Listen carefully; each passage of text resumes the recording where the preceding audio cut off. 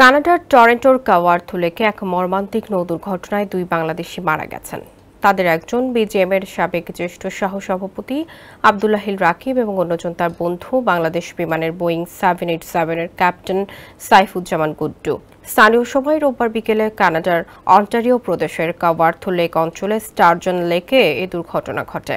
9 June সকালে denim এক্সপোর্টের অতিরিক্ত ব্যবস্থাপনা পরিচালক ও বিজিএমের সাবেক পরিচালক মহিউদ্দিন রুবেল মৃত্যুর বিষয়টি গণমাধ্যমকে নিশ্চিত করেছেন।